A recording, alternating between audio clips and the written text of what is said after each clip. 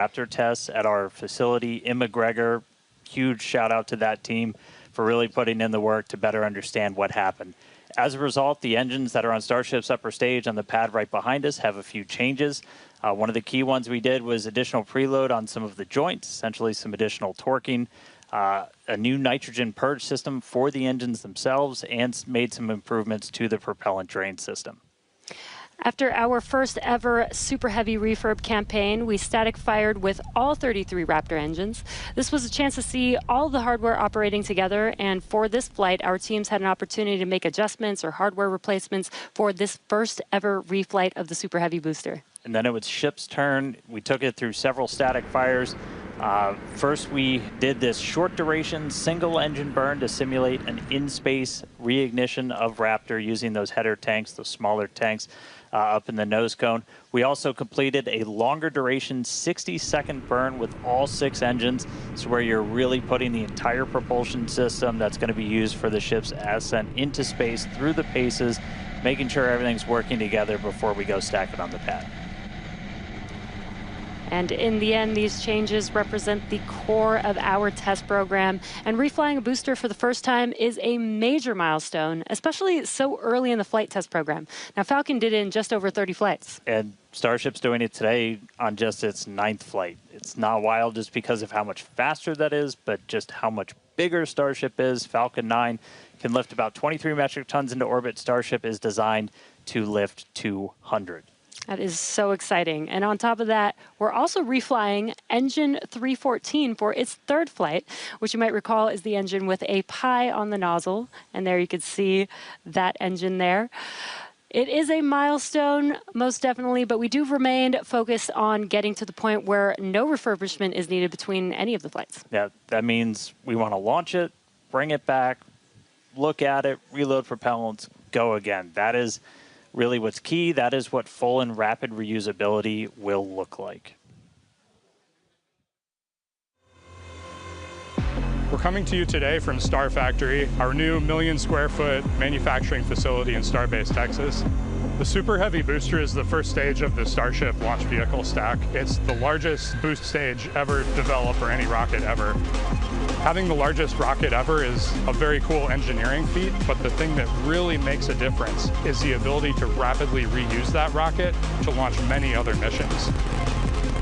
Reflying Booster 14 is an important first milestone in that we have proven that we can recover a vehicle, turn it around, and fly it a second time.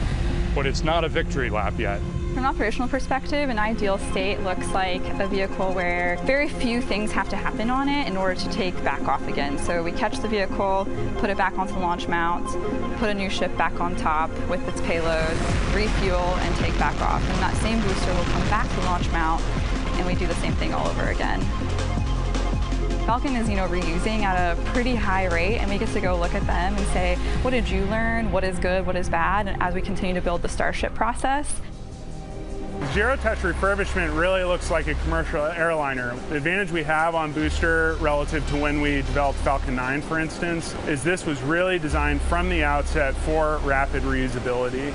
We're using all of the flight test learnings from our version 1 and version 2 vehicles in our orbital flight test campaign to inform the design of our version 3 vehicle.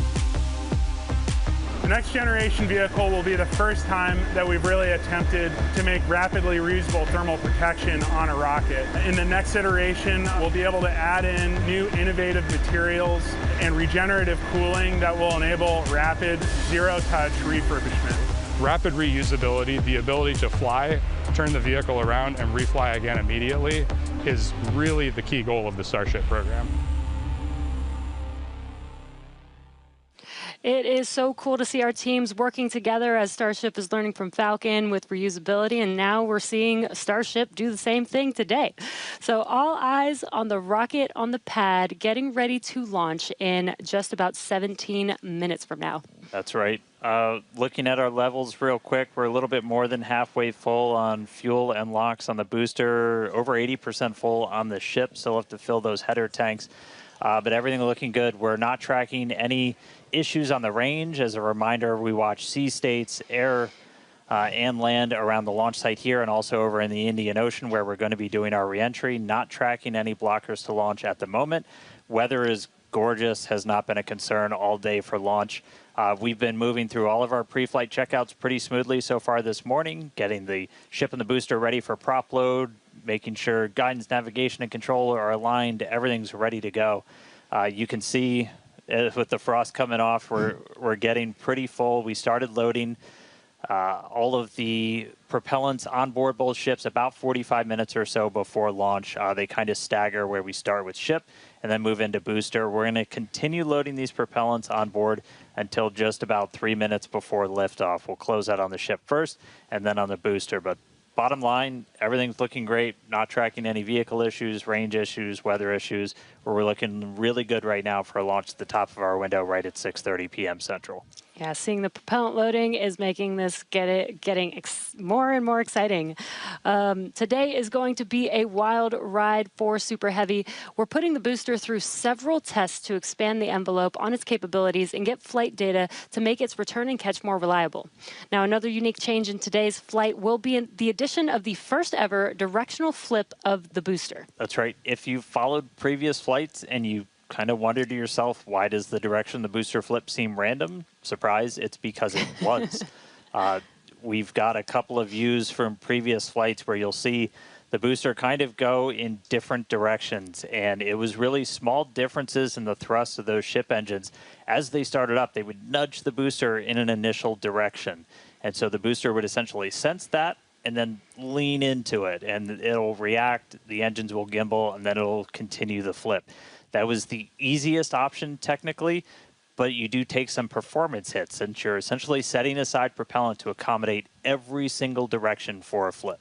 Exactly, but if we know which direction we're flipping, then we know how much propellant we will need and can instead use more of the propellant to burn longer during ascent, adding more velocity to ship and increasing how much payload it can ultimately deliver to space. Yeah, so today I got my trusty Super Heavy here. We're going to intentionally try to flip straight up. So again, as you're separating from the ship, we want to get to here as you're doing that boost back burn. The fastest way is to just flip straight up and go into it. That's roughly what we did on Flight 5. It's the most direct way to get into that orientation for the boost back burn. What you don't want to do is when you flip all the way down like that, we did that on Flight 7, it takes you in a big loop, uses the most amount of prop, not efficient. We're at the point where we want to start kind of tuning it in and getting some extra performance out of the booster. Yeah, exactly. That's called optimization. That's right. To accomplish this, we made some changes to the hot stage adapter, welding reinforced panels over the vents in the direction that we want the booster to go. So when the ship engines ignite, the thrust will push against the blocked vents, which means that the nudge will be in the direction that we planned for. And then when we go to the next generation of ship and booster, we plan to control the flip direction by fine-tuning the engine startup sequence on the ship.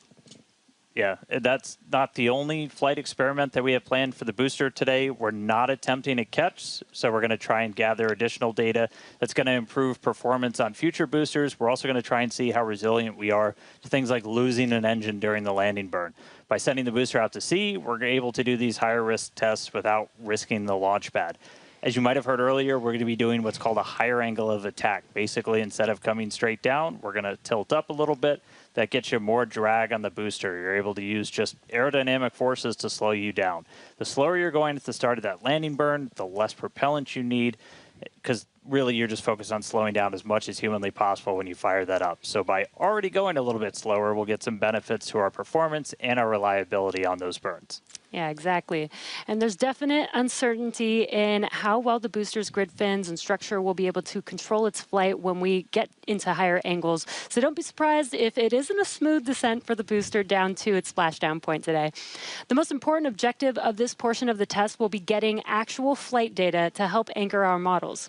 Now, we're hoping to fly the next generation of Super Heavy boosters at even higher angles of attack. So this test today will give us a better idea of what is feasible.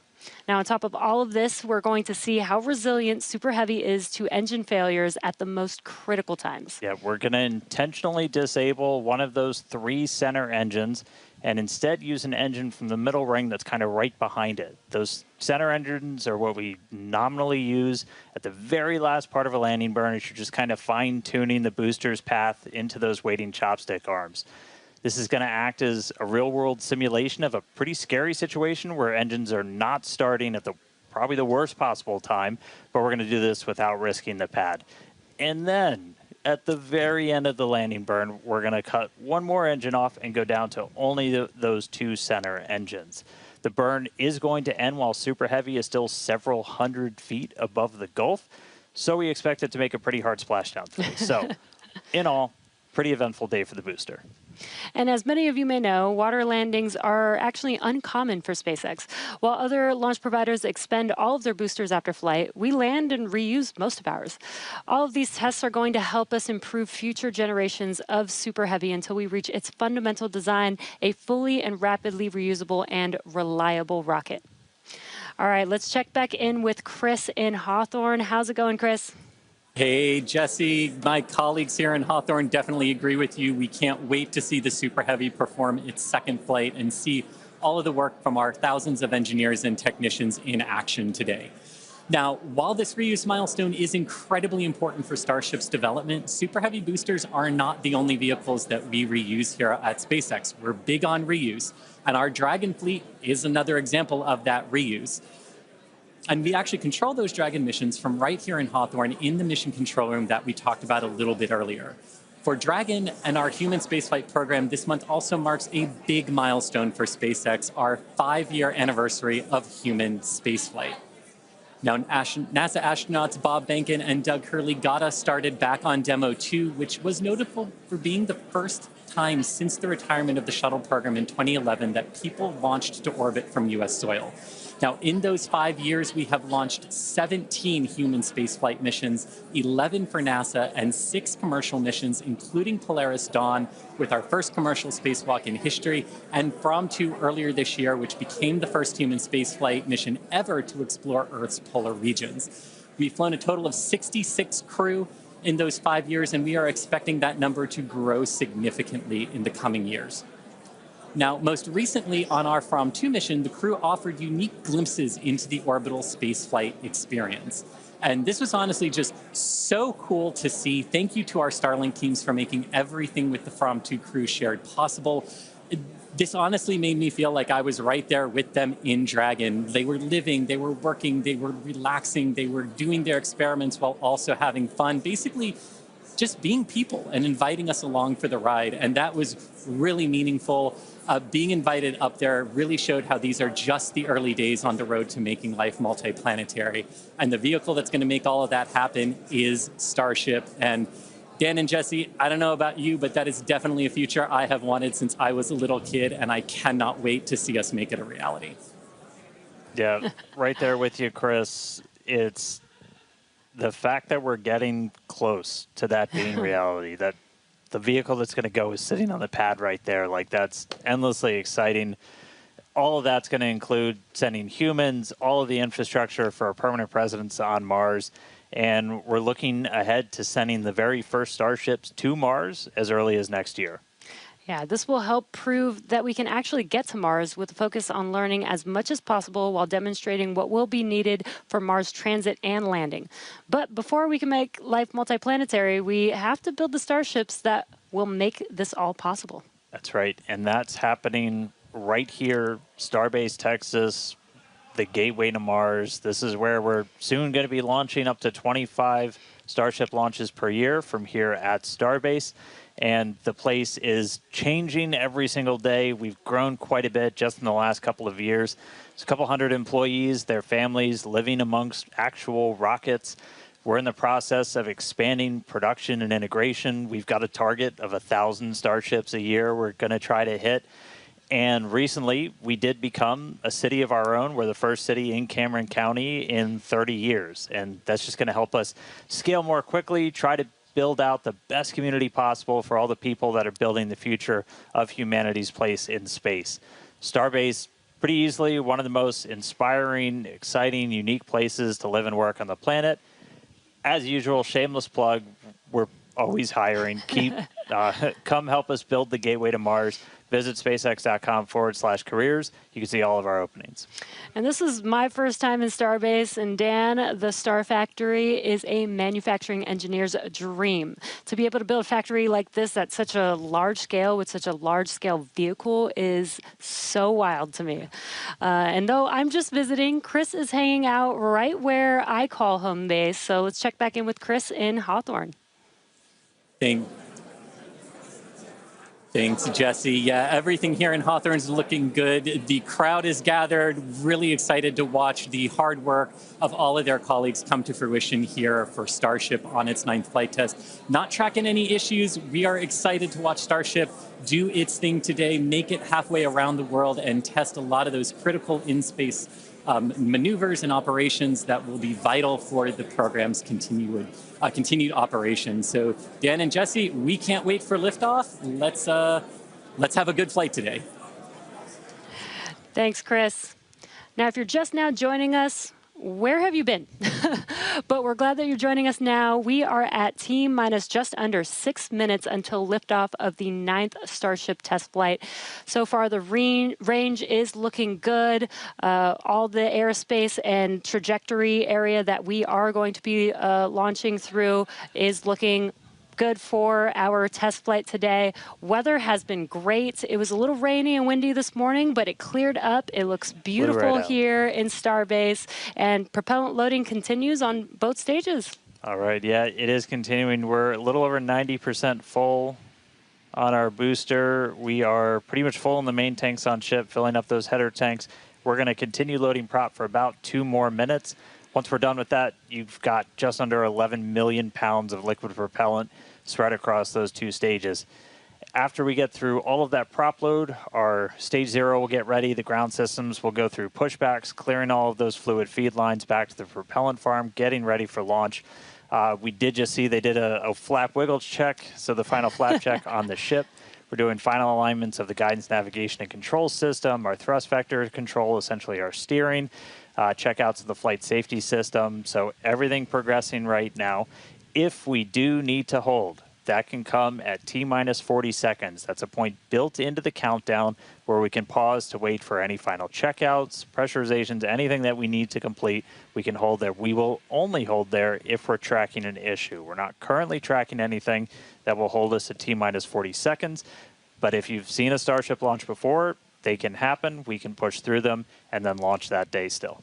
Exactly. But when we do pass through T-minus 40 seconds, a number of events will occur in rapid succession. The ground spin and ignition systems come up to flight pressure, ship goes to internal power, and then after that, the quick disconnect or QD arm lockout is removed in preparation for retraction just shortly after T-minus 0.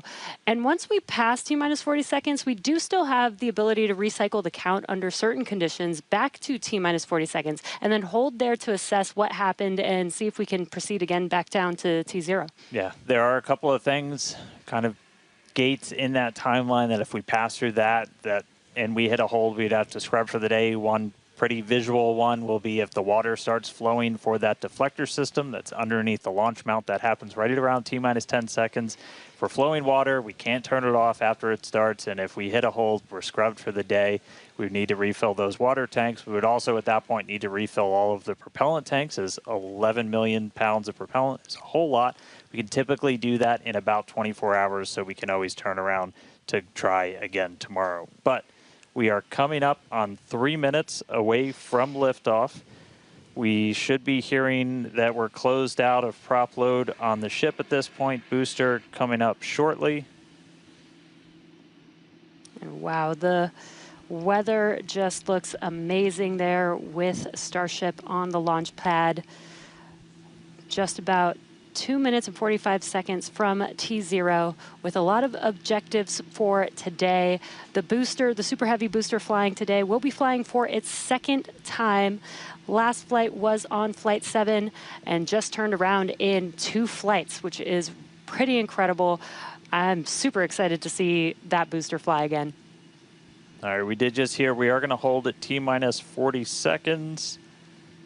So we'll pass along some more information once we hear that reason. But again, that's not the end of the day. We can hold at T-minus 40 seconds for quite a few minutes. We eventually have to start looking at our temperature of all of our propellant on board. That's usually what drives us to, if we've held too long, we have to stand down for the day.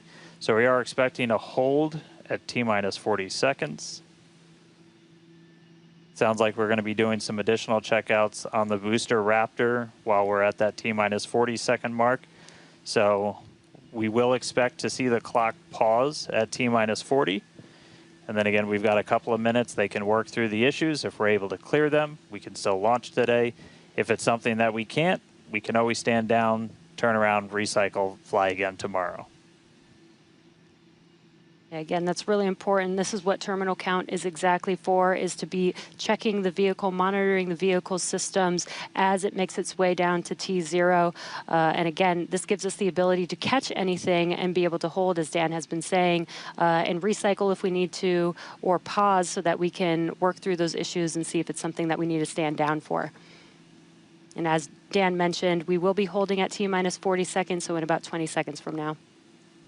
Yeah, so we'll hold there, and they'll work through these final checkouts on, sounds like just one of those Raptors on the first stage on Super Heavy, which, as you said, we're reflying it for the first time. 29 of those 33 engines have already been used in a launch, one of which has already launched Twice, and twice, we'll go for and its is getting ready for its third time. Right. And you just heard our flight director for the day, Joe Sliker. He just shared that we are going to hold at this T-minus 40 second mark. Keep an eye on one of those Raptor engines on booster.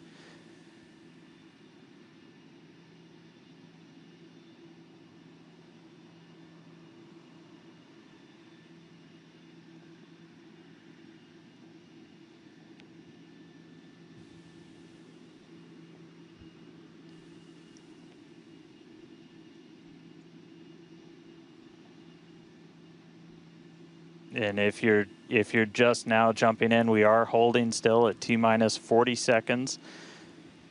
Watching one engine, waiting for temperatures to kind of get to a zone that we want them to on one of the engines on the booster, on the Super Heavy booster, getting ready for its second ever flight.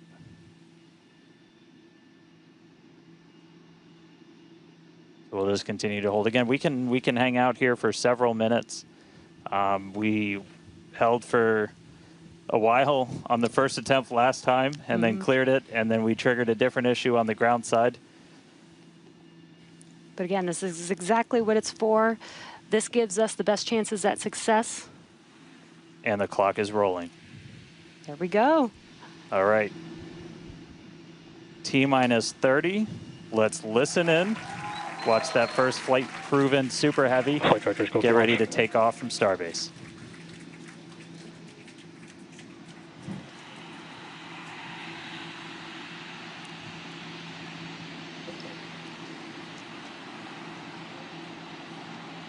T-minus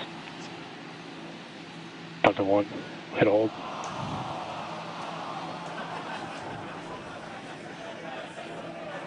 We did have a hold, and looks like the clock jumped back to T-minus 40 seconds.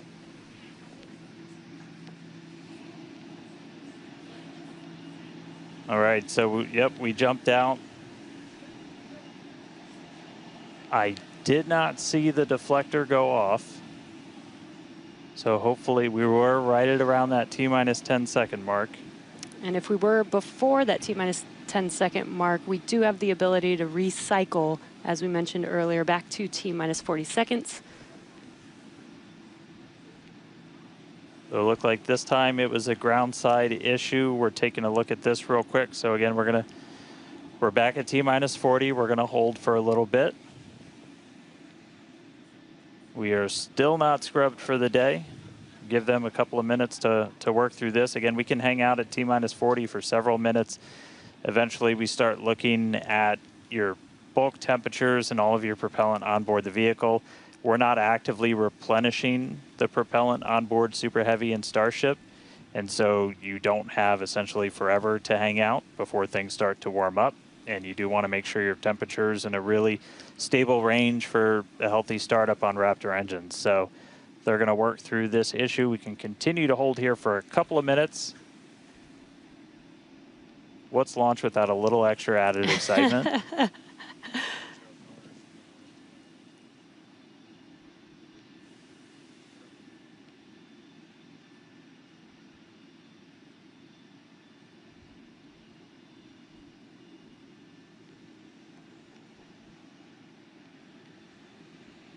All right, so Cumulatively, we've held for a little over 3 minutes between the two holds.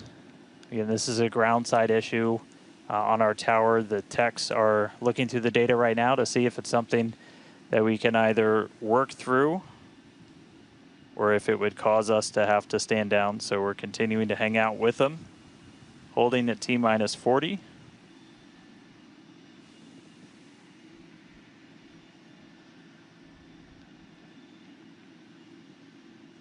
If you're just joining us, we did initially hold at T-minus 40 seconds. We continued the count, but recycled before we got to T-minus 10 seconds. And so we're back at a hold at T-minus 40 seconds. Waiting for more information. The team is checking out to see if we can continue today.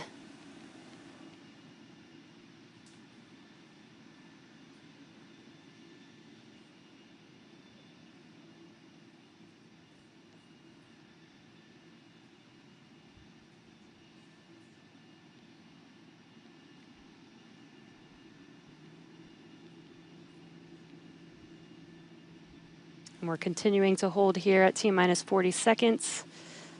We've been holding for just about 5 minutes now as the teams evaluate if we can continue to T0 for Flight 9.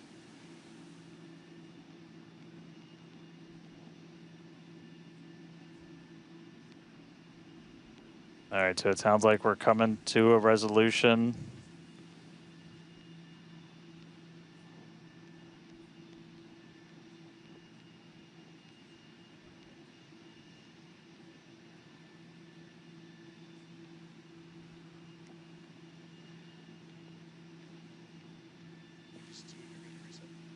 All right, so we are getting to a resolution. We're going to reset everything.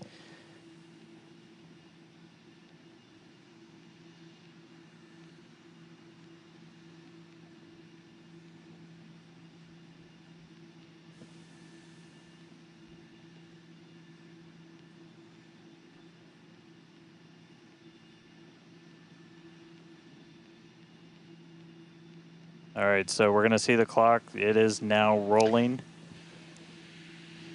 Here we go. We saw an issue with that quick disconnect to the ship. There is a chance that automation will kick us out again if we encounter the same issue. But for now, the clock is rolling. We'll see if we pass around that T-minus 10-second mark.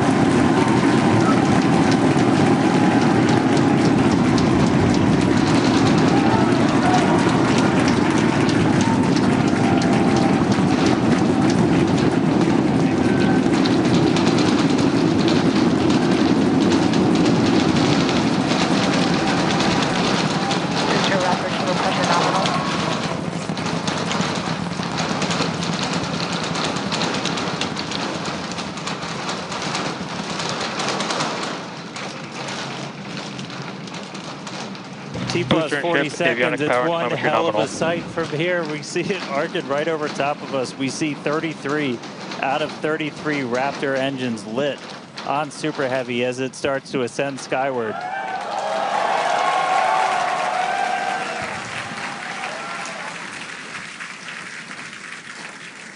Coming up on maximum aerodynamic pressure, then only about a minute and a half until we get into hot staging. Wow, Dan, that was incredible. We could feel the building shaking here, feel the vehicle's power. Now we're just about a minute away from shutting down those engines on the booster. Again, this booster is flying for its second time today. All right, so hot staging coming up a little under a minute. We're going to see all but the 3 center engines turn off on the booster. So our version of MECO, most engines cut off. And then just a few seconds later, hoping to see 6 engines ignite on ship to push it away.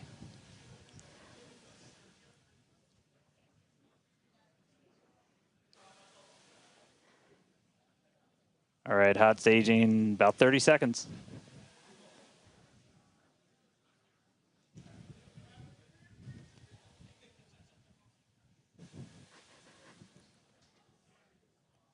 And definitely keep an eye on which way the booster flips. First ever directional flip we're going for today. Should flip straight up.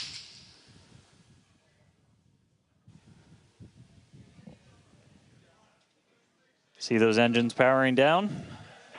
Booster engine cutoff.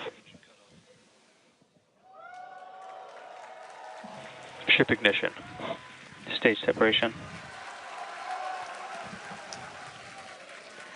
Incredible flip by Super Heavy booster, and you can see those 6 engines, those 3 engines on the ship ignited. 6 healthy Raptors running on ship, on its way to space. Peek that engine view. Booster doing the boost back. Chris, how's it looking over there in Hawthorne, man? It is looking... Chamber pressure is nominal. It is looking absolutely incredible here in Hawthorne. As we said, 6 healthy engines on ship. We've got 13 out of 13 engines on the booster. Now down to those 3, which is what we expect in the final moments of the boost back burn. Now, as a reminder, we are not recovering the Super Heavy booster today. We are instead going to do some... shutdown. And there we had a good shutdown of the boost back burn. Next up will be the jettison of that hot stage Ship ring. avionics power and telemetry nominal. Great call out there that everything looking nominal aboard the Super Heavy vehicle, which is returning to Earth, and we're going to be doing some experiments with it, including a higher angle of attack re-entry, as well as some engine tests as it gets closer to the Gulf. We are, again, because of these tests not recovering it, we are sending it to the Gulf on purpose to do those tests. But again, you see the booster on the left-hand side of your screen. You see ship with 6 healthy engines continuing its ascent to its planned suborbital trajectory. Everything going very well so far for Starship's 9th flight. Now 4 minutes, 15 seconds in. Great views from inside of the aft engine area of ship there, looking at those 3 sea level and 3 Raptor engines on the right-hand side of your screen. The booster doing its LOX dump, that liquid oxygen dump. So because we don't need some of that liquid oxygen propellant in its tanks, we vent that propellant out to lessen the booster's mass as it comes in for its landing. Just absolutely gorgeous views watching these 2 vehicles do their respective things in the skies over Texas here today. And Dan, we're approaching the 5-minute mark into the flight. Super Heavy is descending rapidly. What can we expect here in the next few minutes as it does its atmospheric tests? Yeah, now as we had talked about, Super Heavy might not have a very smooth ride down. We're going to be putting it through this higher angle of attack. So we're kind of pitching it up a tiny bit, increasing drag. We've done this in wind tunnels. We've done this in computer modeling. It shows that sometimes the control isn't great, but only one way to really prove it out, and that's to get real-world data. So here comes Super Heavy. It should be igniting for its landing burn in just about 40 seconds from now.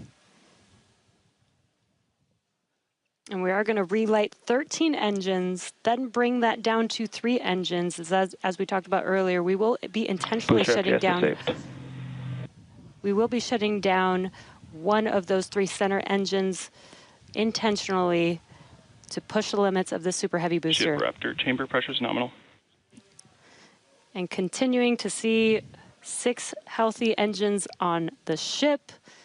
3 sea level and 3 vacuum engines still ignited as the Super Heavy booster is making its way back down to Earth. We can see those grid fins doing some heavy work. Booster landing startup. Ignited for our landing burn.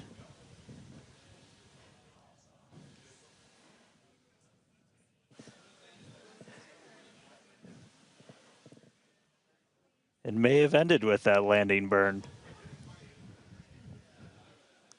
Does look like we lost telemetry from the booster once we started into that landing burn. Did you hear confirmation that the booster did demise?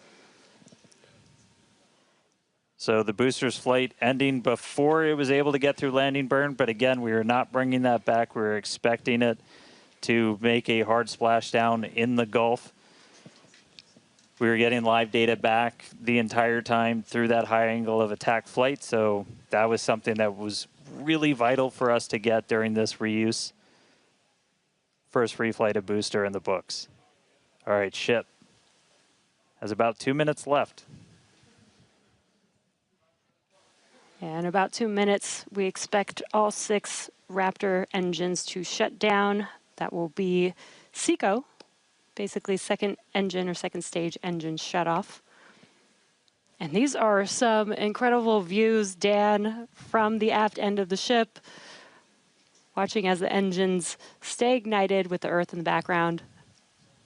As always, the Starship avionics team, the techs.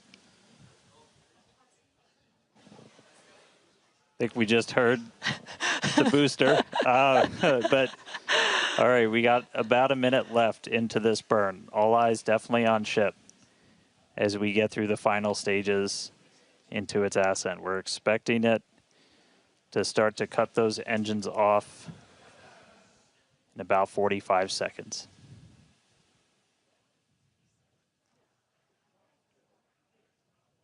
Terminal guidance.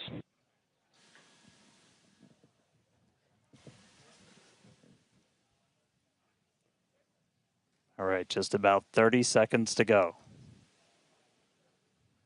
We're in terminal guidance in the final stages of this ascent burn. We did see shutdown of the Raptor engines. We do stagger these, so we do the Raptors first. Those 3 have shut down successfully. Sea level's still running. Ship engine cut off.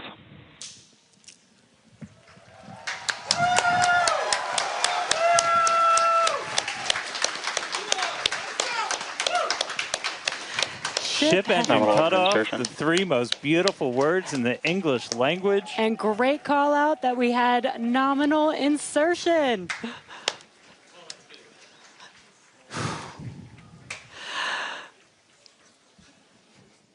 An incredible flight test so far today. We reflew a super heavy booster for the very first time in 9 test flights. Ship is in its orbital trajectory. Again, it's going to remain suborbital for its mission today. But it ignited all, it ignited all 6 of its engines and made it all the way through SECO just now.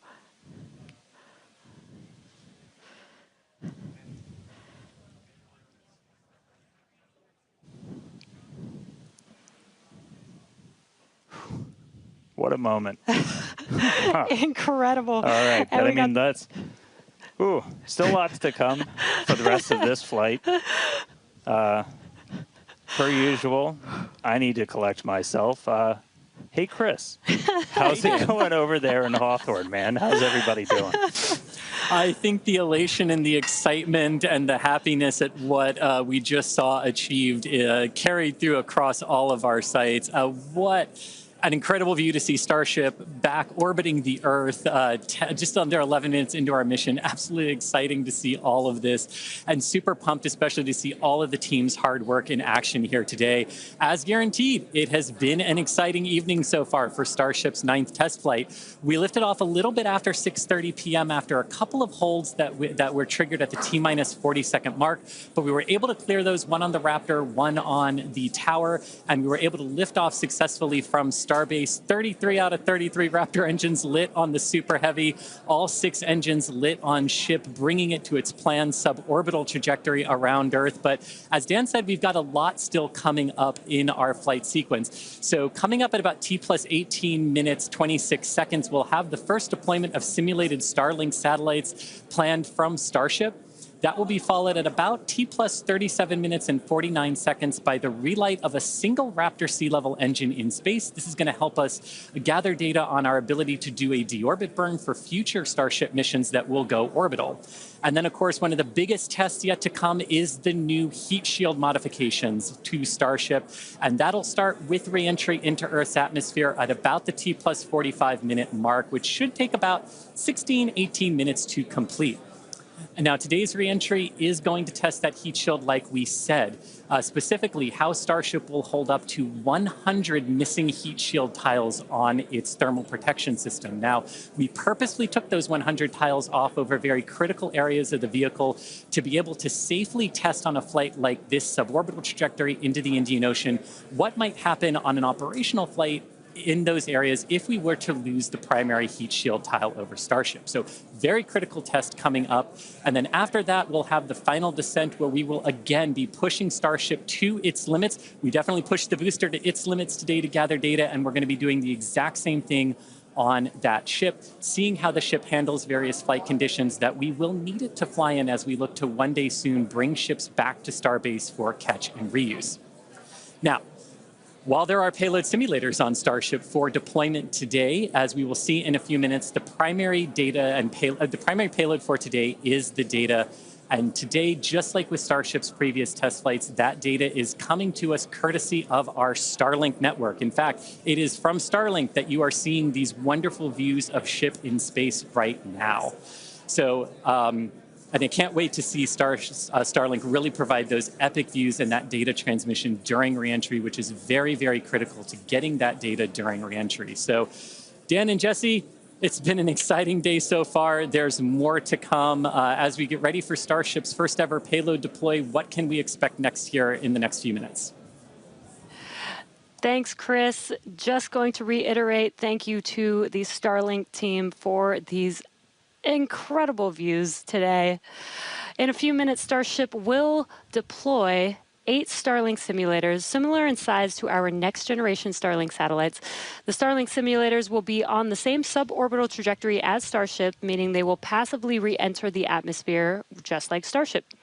With tests like these, we can see how Starship's payload deploy systems work in flight while ensuring that the simulator satellites pose no safety risk to people on Earth or for other satellites in orbit. Now, this also ensures that any parts of these simulator Starlink satellites that do survive re-entry splash down harmlessly in the middle of the Indian Ocean. And then before we get there, though, we're going to have to open up that payload deploy door. So we've only ever done that one time before. Pretty sure it was Flight 3. Someone on the internet, please check me. But that was the only time we ever opened it. And we've had Starlink simulators on the last 2 flights, but we haven't gotten to this moment yet where we're able to open up the payload door and start deploying these. It's going to be pretty cool. We've got them stacked inside of the Starship payload bay, and we'll have potentially a couple of views. You saw one camera pop up. Oh, there we go. Look inside of the payload bay of Starship. You can see them stacked down in the middle of your view. There's kind of 4 on either side, so they're sandwiched on top of each other, a stack of 4 right behind each other. And then we're going to pop the door open. It's on the right side of your screen, so we'll see that open up and then start firing those Starlink simulators out into space. We are expecting the payload door to open in a little over a minute from now. And then once that payload door is open, about a couple minutes later is when we will start dispensing those Starlink simulators. That's what a great right view. at the bottom of the stack. So should be able to see them kind of firing out from right there. So really cool. And eventually these are going to carry dozens of the next generation of Starlink satellite into space, and those are going to enable some truly insane things in terms of speeds from space and what we're able to do. Starlink's been really great for Starship, obviously. Getting live video back is really cool, but just the amount of high-speed telemetry, everything we're able to get back is insane. And for a development program, that's kind of everything. We're in excess of 130 or 160. My numbers are fuzzy right now, just like my brain is, but well in excess of 100 megabits per second of downlink, and a lot of that gets eaten up by video. We've got dozens of cameras across Starship. We added several more for this flight. You saw a couple of those as we have essentially 360 degrees. Oop. Open the pod bay door, Hal.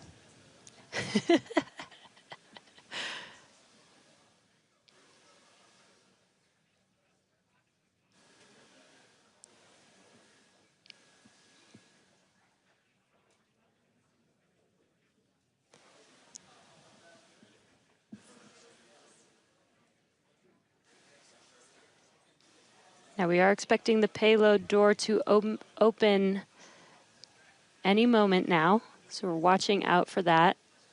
Again, you're looking at the inside of Starship as it's suborbital.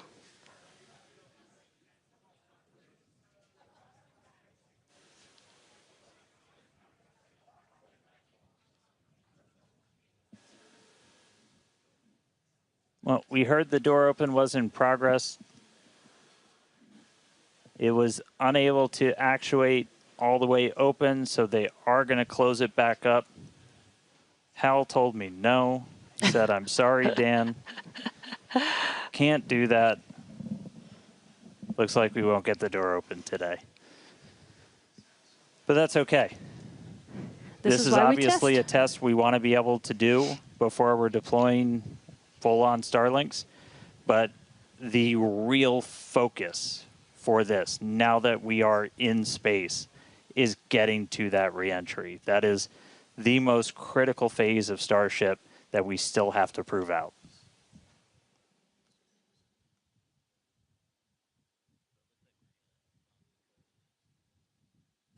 All right, well, so it does look like we're not going to be able to deploy Starlinks today, but we should have pretty frequent views from Starship. They might cut in and out every once in a while, but should be pretty regular. We are in darkness right now, so might be a lot of black, but the cool part is when we get to reentry, it's going to be daytime.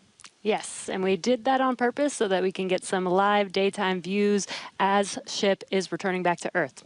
All right, so we are going to take a break. Enjoy these views as we get them. Enjoy the tunes. We'll be back in a couple of minutes when we get ready to relight one of those Raptor engines on orbit. See you soon.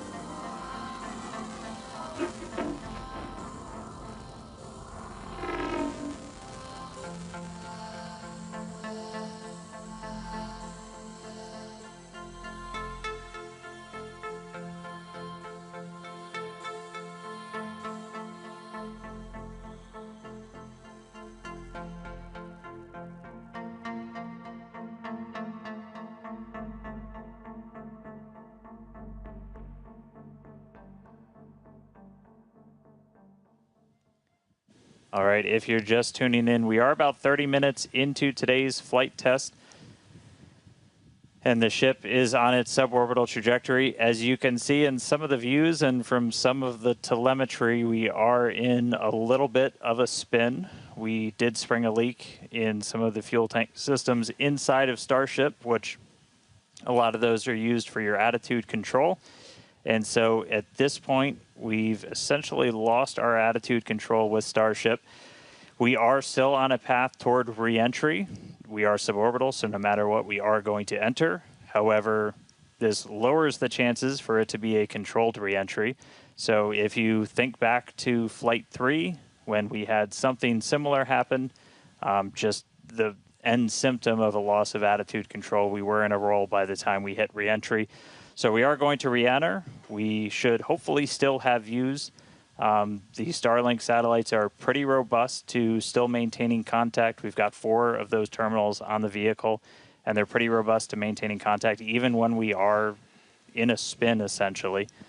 So we should hopefully continue to keep live views. It's going to still be dark until we get a little bit closer to entry, as we are a little bit, we're coming up on Africa. I believe we do swing just to the south of that continent.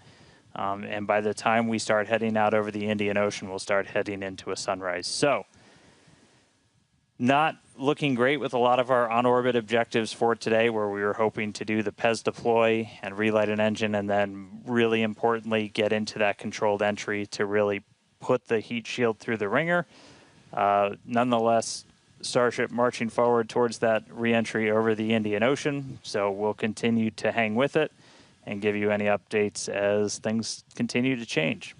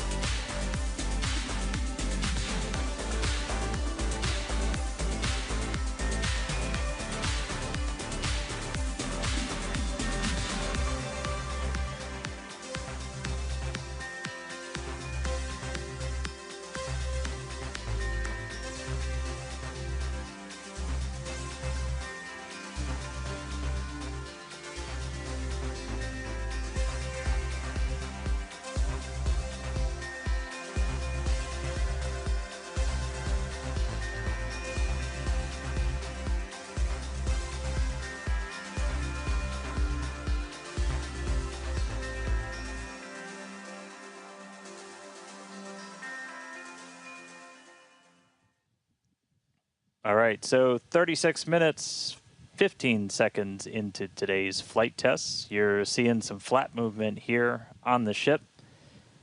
If you've been following along, we have essentially lost attitude control on the ship at this point. It is suborbital, so it's still headed to the exact same trajectory as before. We were not able to get that payload door open and deploy those nose cones. We've been dealing with some leaks on the ship. This is also what led to that loss of attitude control. So at this point, we are kind of in a spin, and we are also going to be skipping that Raptor relight. If you've followed through the history of Starship, something similar happened, different cause, but same symptom back on Flight 3, where we weren't able to maintain attitude control in orbit. And so we're going to skip the relight of that Raptor engine while we're in space. We are going to still proceed with entry, but as we are not able to control the attitude of the ship, as we get into entry, it will enter in whatever orientation it is in at the time, which does not bode well for the ship's heat shield, as we're not going to be essentially aligned the way that we want to do for reentry. So it is definitely coming down. It is definitely heading to the Indian Ocean, but our chances of making it all the way down are pretty slim. So we'll still get as much data as we can. We're still getting live telemetry, live views from Starlink the entire time, and we'll continue to stick with ship as it continues on. We are about 10 minutes away or so until we start getting into entry, and the light will start to pick up as we cross the Indian Ocean, and we'll start to see a little bit more daylight, and we'll, as always, as long as we maintain that comm link, get some plasma on the way in and start to bring the Starship back through the Earth's atmosphere. So that coming up in about 10 minutes or so. So we'll check back in with everybody in a little bit.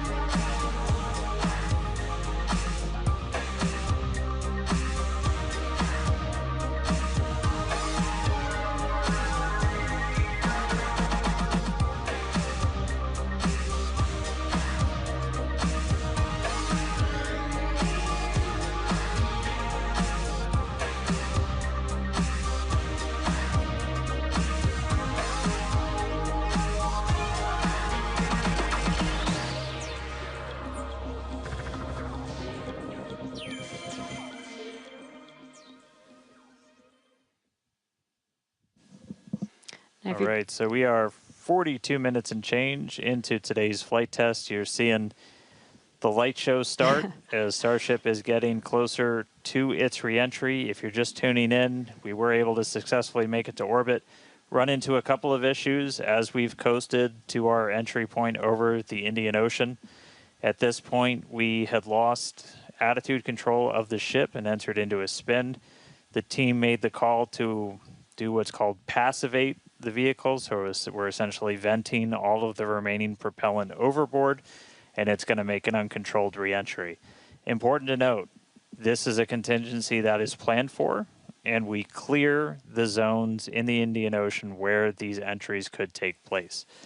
So we're not going to come down exactly where we would have had nothing happened, but we do clear a tremendous amount of space out in the Indian Ocean in the event that we run into this. We understand that there are always risks, essentially, with these flight tests, with the hardware, but we don't really accept any compromise when it comes to protecting people. And it is one thing to note is we will actually still re-enter in our planned airspace zone, which is good. That is exactly what we planned for. You know, we do plan for if something does go a little bit off nominal, that we have enough airspace cleared out for situations just like this. Yeah, re-entry is still just that really critical phase that we need to try and gather as much data, as much information as possible. Is a fully reusable heat shield has never been flown before, the history of space flight, and that's something that Starship still has to crack. And so we had a whole range of experiments on this one at this point, and we just started to lose some of our cameras, so it's very possible that we'll start to lose contact with Starship a lot sooner than we would have if it was a nominal reentry. So we are expecting it to break up essentially on its reentry over the Indian Ocean. So not able to do a lot of our on-orbit objectives today, but just the fact that we, got it into space was just a really big moment for a lot of the team. Yeah, and another thing to note is that Super Heavy did fly for its second flight today. It first flew on Flight 7, and it made it all the way to our shutdown of all the engines and stage separation, getting ship into its suborbital trajectory today. It did ignite its 13 engines, but it did demise at that point. We did plan to fly it back down to Earth at a higher angle of attack, and we do expect it to stress the vehicle a lot more than what we've seen previously. So it's not unexpected that we did lose the booster before we got to the actual landing. Yeah. So we're gonna continue to hang out and see if we get any updates on ship. It does look like we might be getting some video back soon. There we go. So this is a view essentially on the top part of Starship. You're looking up at the payload bay and towards the nose cone. So views are going to be a little bit scarce potentially, as again, we are in essentially a tumble. We had lost that attitude control. So Starlink, when it's able to connect, able to feed this down. We are at the phase where we would expect entry to start within the next minute or so. So we are entering uncontrolled, but again, we're entering into an airspace and a sea space that is cleared and monitored in advance of launch and before we get to this phase. And with the views that we are able to see, you are seeing a lot of that plasma build up. During reentry, we do expect the vehicle to see about 1400 degrees Celsius, and there you can see the flap feeling that temperature there, a little bit melting away. But as we expected with the spinning of the vehicle, we are no longer controlling the attitude of the vehicle. So this is now, at this point in the test flight, it is expected to see it begin to demise a little bit on its way back down to Earth. Yeah, and so we'll stick with it for as long as we're kind of getting any reach back from the ship as it starts to make this reentry. But yeah, so it's re-entering actively right now. And again, we did do what's called passivation. So you essentially vent all of your excess propellant overboard before you hit the atmosphere. That's a safety measure we can take on the ship while you still have contact with it. So that was done. It's now coming down in the predetermined hazard area that was cleared ahead of flight. Not controlled, so we're not going to get all of that reentry data that we're still really looking forward to. This is kind of a new generation of ship. It has different flaps, improved heat shield, a whole lot of things that we're really trying to really put through the ringer, as there's a whole lot we still need to learn before we get to kind of the next step that we're hoping for, which is going to be that ship going orbital and eventually coming back here for a catch. So getting through one of these fully is going to be really important. It's not going to be today, but we are just going to stick with the ship, see what else we can learn as it makes its way through the atmosphere and brings an end to the 9th flight test. So we'll stick with it.